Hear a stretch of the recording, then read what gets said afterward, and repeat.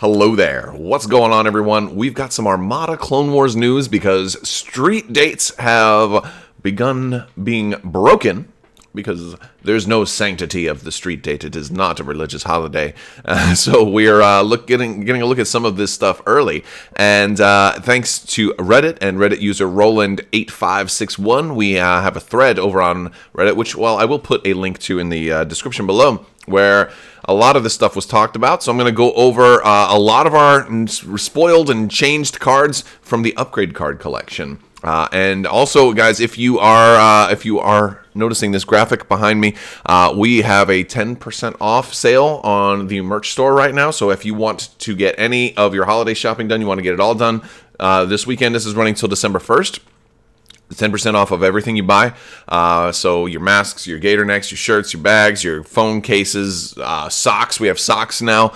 All of that stuff is going to be 10% off with code Crab Friday, but you only have limited time left to do that. So get your shopping done and help support the channel. All right, so let's go ahead and dive into this stuff because this is pretty cool. Also, that giveaway is still going for the $25 Amazon gift card. You just have to be a subscriber and leave a comment. So that is still going on too. And then the same deal goes with December's giveaways for the 12 Days of Life Day. Lots of giveaways coming up in December. We're getting really close to that. It's really cool. Also, we're getting really close to this coming out. So I'll be doing unboxings of all this stuff when it does come out. He did kind of take a photo of some of the new rules, which is interesting here. A lot of this had kind of already been spoiled. There's some clarification on a couple of things. The way that any command icon and any dial icon is going to work, and I think we've talked about those a lot. I'm going to cover those a lot more detail once we get, once this is all out and everybody's had time to absorb all the new rules and we get the new RRG and all of that stuff. I think there's going to be a lot of video content designed on getting everybody caught up to speed on, how to play the game now, including most likely a new Armada how to play video. Another thing that's interesting here is the chaff and focus tokens right here. I guess this is going to be a double-sided token now, which is good that there's a differentiation between chaff and focus. One's red, one's blue, because they're going to be two different things. And so theoretically, you could have both chaff and focus tokens on your ship at the same time. And so then now you just flip it over, which is good stuff. We do have a lot of the upgraded cards spoiled. So I want to talk about some of those. We don't have photos for all of them. Some of the some of the less interesting ones is some of them just have points changes. Captain Brunson was increased up to 9 points, so significant increase there. Sato is down to only 27 points, and General Riken goes up to a whopping 34 points. So there are some points changes. I don't think those are all of the points changes, but those are some notable ones. And there's a lot of other cards that we're going to talk about during this video that have been described, but we don't have photos of. But as far as cards that we have photos of, let's get to those first. First up is Gunnery Team. Gunnery Team got a huge change while it still remains. And here's what I like about the way that they're doing these changes. It's a big blow to everybody that was running Gunnery Team for a number of reasons.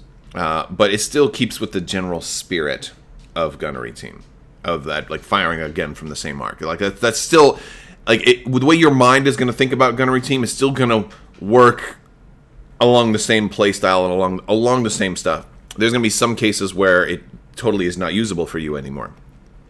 So basically, for one, it only works now when you do a concentrate fire command. So when you do a concentrate fire command, the next attack you perform can be performed from this hull zone. In a lot of cases, or in some cases at least, this will function exactly the same. You firing first. If you had a concentrate fire dial, you need to add a die to this first attack in order to be able to shoot again. Okay, so you can't shoot first with the weaker attack and then add a die to the second one. So okay, that changes that a little bit. But if you don't have a concentrate fire command, you can't trigger it. And that's kind of a big change. So this not only, increases the value of the concentrate fire dial, it actually adds some significant value to the concentrate fire token, which, again, tokens had previously not been that important, but now they're more important. And by the way, I just noticed something. If you look, next to her hand, this rebel dude, has no face. What is up with that? Look at the rebel that's, below and to the, my right, your left, perhaps, of her hand. Why does he have no face? What is up with that? He's a clay. Is he a plastic man? Is he a clay? She's living in a world where she's the last survivor left on Hoth. And what she's done is she's built rebels out of snow. She's surrounded by snowmen to convince herself that she's not truly alone. This is why she's been nerfed, because she's desperately miserable and psychotic, being the only one left on Hoth. She's got to be very cold, too. Okay.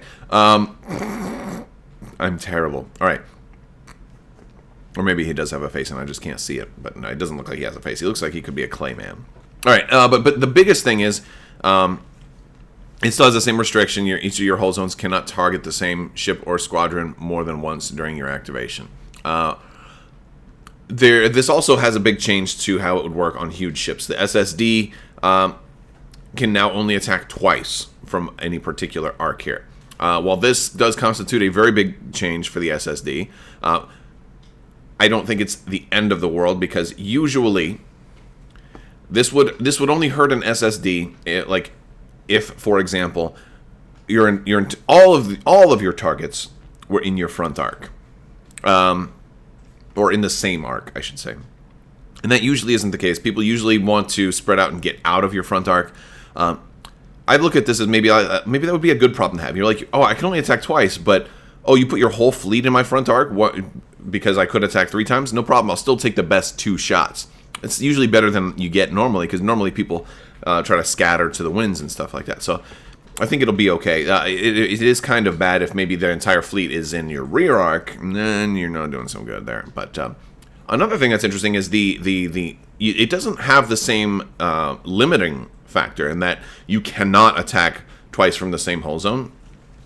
Right? I think that much is interesting, because this could possibly combo with advanced gunnery now. Right? Because it says each of your hull zones cannot target the same ship or squadron more than once during your activation. So if you had advanced gunnery and gunnery team, you might still be able to attack 3 different times out of the front, as long as you were going to different ship or squadrons. Maybe. All right, so gunnery team looks interesting. I think it's overall, and let me know in the comments section what you think. I think it's keeping with the same spirit, because one of the problems with gunnery team is it was on so many ships, it was the only weapons option that you could even consider. And now, if you are running a Star Destroyer as a carrier, and you're not planning on doing concentrate fire much, now all of a sudden you might not want to run this. Or if you're running a ship that needs to nav all the time, maybe you don't want to run this all the time, right? It's a possibility. And also, even if you had this before, you could focus on other things and still get those 2 shots. Now all of a sudden, you lose a token or something like that, you lose a whole shot. So, not only is tokens more valuable, or not only are tokens more valuable, but so is token stripping. Okay. Electronic countermeasures. Another one of those upgrades that's kind of in the only realistic option, right? Electronic countermeasures. While defending, you may exhaust this card to spend a defense token at your opponent's targeted with an accuracy result. Wait, that looks exactly the same. Yeah, it kind of is, except our new symbology over here. This means that it exhausts, and it does not automatically ready.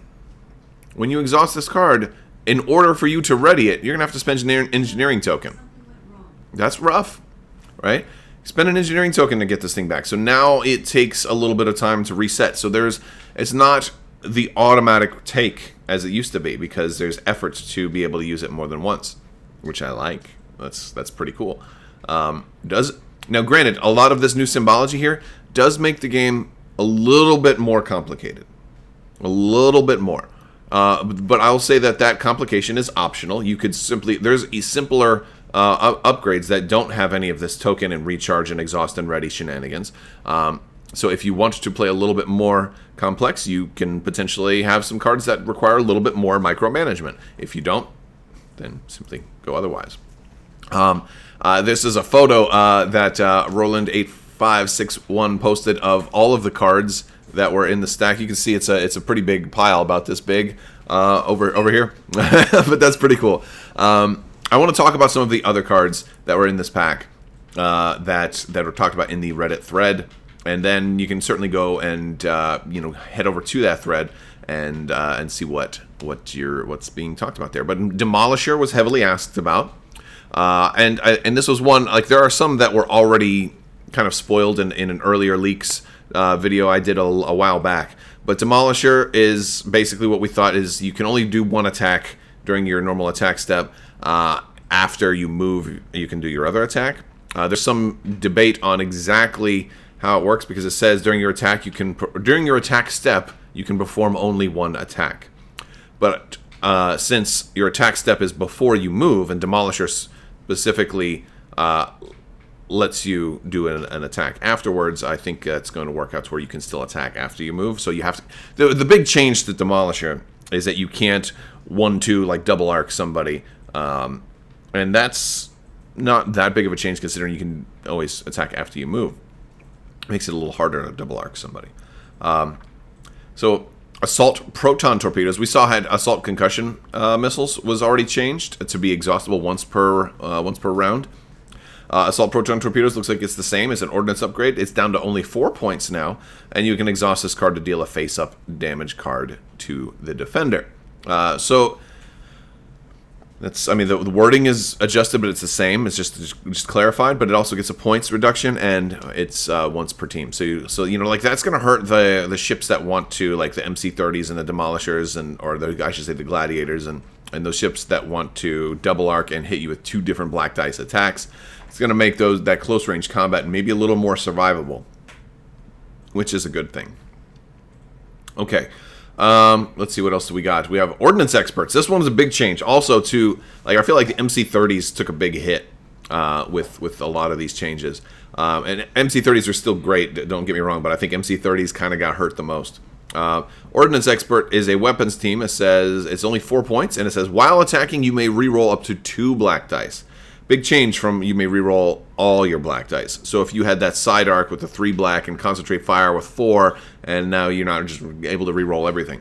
Now, granted, this is still a worthwhile. I think it's still you take this a lot when you're rolling black dice ships, because if you're rolling more than 2 black dice, chances are, you're gonna have, like, if you're rolling 3 or 4 black dice, chances are you'll have 1 or 2 hits at least. So I think you're still gonna get an awful lot out of Ordnance Experts, because it's still every time, it's still while attacking. It's not an exhaustible. So, and you can also still do this with your squadron attacks too. So that's all good. Garm Bel Iblis got a really, really interesting change. Garm is Rebel Commander, 25 points after deploying fleets. Place 2 non-consecutive round tokens on this card. At the start of the ship phase, each round, or at the start of the ship phase during each round matching one of those tokens, each friendly ship gains a number of command tokens equal to its command value. So basically, Garm lets you pick the rounds now. They just can't be like 2 and 3. You can be 2 and 4. Or you can't be 3 and 4, but you could be 3 and 5. So really, is it going to be 2 and 4 or 3 and 5? That's what it really boils down to. And that's pretty cool. So you don't have to do it at turn 1 anymore, which is awesome. I love it, man. That's a really cool way, because if you liked Garm the way he was, you can still absolutely do Garm exactly the way he was. But if you want to change him up a little bit, you have the option to do that. Avenger, the Imperial Star Destroyer title, gets a little change, and that it's a unique title, 5 points. It has the recurring, so you're going to exhaust it. While attacking, you may exhaust this card. If you do, the defender cannot spend more than 1 exhausted defense token during this attack. Basically, it's useless now. And no, it's not exactly true, but it's not nearly as good as it used to be. Because, of course, they're going to brace. And that's the whole thing. Is you just wanted to stop their ability to brace, and it no longer does that. So I feel like this is one of the biggest things to change. And yeah, I mean, you can still accuracy it, I guess, but yeah. So we had already had that spoiled anyway. All right, so that was already leaked. That was coming. Yavaris has a big change. I don't mind it, and I think it's in the spirit of Yavaris, but I think is less game-breaking. Here it goes. Yavaris, Rebel title, unique, 5 points. When you do a squadron command, each squadron you activate may choose to only attack during your activation. If it does, all right, so far, all right. In other words, attack only, not move, right? If it does, while attacking, it may add 1 die to its attack pool of a color already in its attack pool. Now, for a lot of bombers, this will be a net the same, or a net very, very same, like Y-wings. If you have 2 Y-wings attacking with Yavaris, and they opt to do this, instead of rolling 1 black die, they're going to roll 2 black dice. Well, they would have gotten the same thing anyway. Where this really changes is in those certain multiplier effects, like Luke Skywalker being able to make 2 separate attacks. That's where it hurts. It hurts like somebody like Luke Skywalker or B-wings, which already have 2, being able to make 2 separate attacks. They go from a cap of 6 damage down to a cap of only 5 damage. And then any future Rebel squad, anybody who's got a bomber keyword, like, hey, we can now drain, there's, her name escapes me at the moment, but is it Sharabe? It's not Sharabe, it's Nora Wexley. Nora Wexley, who, if she's around and you're draining shields, and now all of a sudden all those guys can attack a whole second time, it makes it a second attack. So your critical effects is a big multiplier here. That not being able to attack a whole second time means you can't trigger a whole separate instance of a critical effect. But getting an extra die means that first critical effect is way more likely to actually happen, even if you can't use something like Bomber Command Center. So I like it. And it allows them to come up with cool critical effects in the future that they don't have to worry about every squadron activating twice and things like that. So that's good. Admonition, title for the MC30. Remember how I talked about MC30s were getting nerfed? This one's pretty interesting. It's kind of a big nerf. It gets a 2-point decrease in its cost, which is actually a nice thing. But Admonition says you may discard a readied defense token to cancel 1 attack die. Readied is the key word there. It has to be a green. You have to discard a green token. Now, it's still useful. It still lets you potentially evade and then spend something else to cancel another one. What it doesn't let you do is spend an evade, cancel a die, then discard that same one afterwards, or discard a different one that's already orange that was going to go anyway. That's where this one hurts. Now, to MC30's credit, they are gaining the benefit of the new errata or the new change to how evade works, because now it does cause rerolls at close range. So even if you're up close, you're going to gain a little bit of extra survivability with that rule. And so that much is cool. And Mon Mothma also got a change where I didn't write hers down. It's a minor change, but it basically is in keeping with the close range ability. So that much is nice. Admiral Constantine got, and this is one guy that I actually asked Michael Gurnis about in our interview. But Admiral Constantine, we have his text here, and he's keeping with the same spirit. He's 23 points. He says, at the start of each status phase, you may choose any number of enemy ships at distance 1 through 5. At least 2 friendly non-flotilla ships. So they same thing. They one of which must be medium size or larger. So in other words, you only have to have at least 1 medium ship, and the flotillas don't trigger it. So you have to have at least 1 medium ship. I mean, it's a mouthful, but basically, if all of your ships are within distance 1 to 5 of at least 2 of my ships, and at least one of those is medium, and you can't count flotillas in this, then we can, for each of those chosen ships, we can either discard a navigation token or increase or decrease their speed by 1 to a minimum of 1. So, same spirit, a little more flexibility, medium or larger, so you don't need 2 medium ships.